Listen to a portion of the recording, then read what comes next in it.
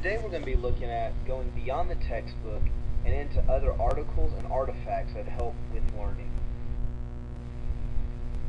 But the first question we have to ask ourselves is, what is text? Well, according to dictionary.com, text is the main body of matter in manuscripts, books, newspapers, etc., as distinguished from notes, appendices, headings, illustrations.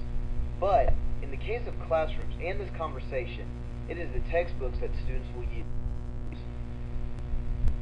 So why should teachers look beyond the textbook? Well, by teachers using things such as movies, using artifacts such as tombstones, reading books such as autobiographies, and through reading newspapers, students will be able to relate history to current events in their own lives that affect them. But most importantly, students will be able to connect with the material. By doing this, it will become more personal, it will show students that history is real, and it will show students real-life accounts and allow the students to participate in human emotions and in the values and attitudes of the past. The point of reading is to help students make connections from what they learn in class to their lives. Devani gives 3 sets of relationships that she believes text should foster. The first is text-to-reader. Text-to-reader connections are ones that call upon the reader's memories and own experiences, which can bring mental images to the reader's head, and the reader brings meaning to the text, not that the words provide meaning. The next relationship is the text-to-text relationship. Text-to-text relationships call upon other texts students have read, heard, or seen.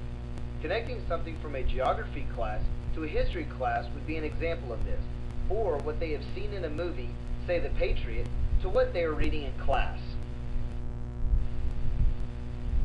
The last relationship that a student should strive to seek is text-to-world relationships. Text-to-world relationships are one where the reader must recall what they know of the world to make more meaning in the text. This comes in handy when deciphering analogies and metaphors. So how do we make sure that our students are making these connections? Well, we must have accessible text. What is an accessible text? It is not dumbed down or low level. They are of high interest, pleasing to the eye, short, well-written texts. They are easier to read because they have less jargon and use less formal language structure. Where do we find such accessible text? It's often not in the textbooks. Textbooks can often be long and daunting for students. They cannot see the connections between what they are reading and the pictures. They get confused and just power through so they can say they read the textbook. One way to combat this is to go beyond the textbook. One way to do this is to provide text sets. Text sets contain many different sources of text. Students are allowed to choose as they please, and they still get the information needed without reading the textbook. Some examples of what can go into a text set are poems, short nonfiction works, fiction books, picture books, newspapers, short stories, vignettes, biographies, internet articles, writings from other students, lists, historical recounts, photos, postcards, primary sources, quotes, song lyrics, stamps, letters, journals, pictures, artwork, calendars, recipes, brochures, maps, charts, graphs, catalogs, menus, almanacs, and magazine articles. So how does this look in your classroom? Maps can help students orient themselves on any scale, keep it local for more in-depth analysis, or on a global scale for international issues. Primary sources are a social studies teacher's bread and butter. Put a collection together of different types, but all focused on one era or event. Have students come up with their own conclusions. Political cartoons and drawings are also another great way to help students. What you want to do is you want to help students break down the images versus the text of the cartoon. What point of view is it written from? Music is also a great way to help students get involved in the class. They might have heard the song, but didn't really comprehend the meaning behind it. you can be the one to bring that lesson out. You'll also be able to find music from all over the world. And finally, here's some good ideas for working with film in the classroom. Don't let them sit and stare. Help them pull out as much information and meaning as possible. Finally, here's an example of an alternative text for U.S. history that helps students go beyond the textbook to understand and relate to their own lives.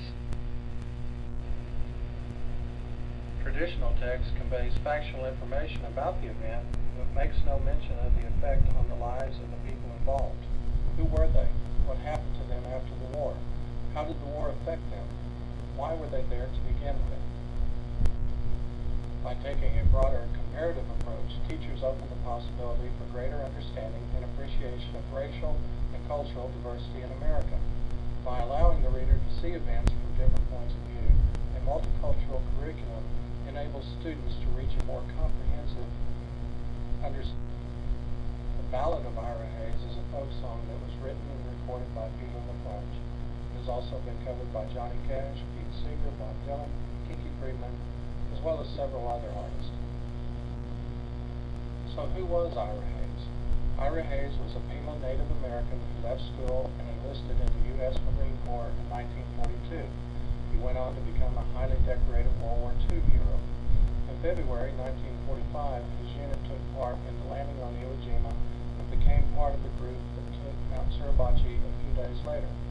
Hayes became a popular folk hero in the U.S. after photographer Joe Rosenthal took the famous shot of 5 Marines and a Navy corpsman raising the American flag on Mount Suribachi, yet died a penniless alcoholic at the age of 32.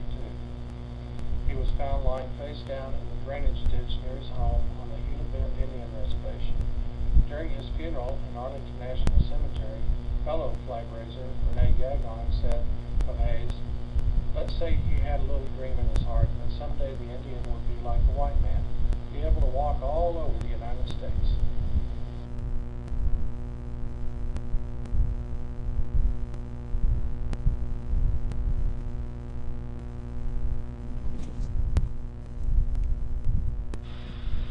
Today we'll book and into other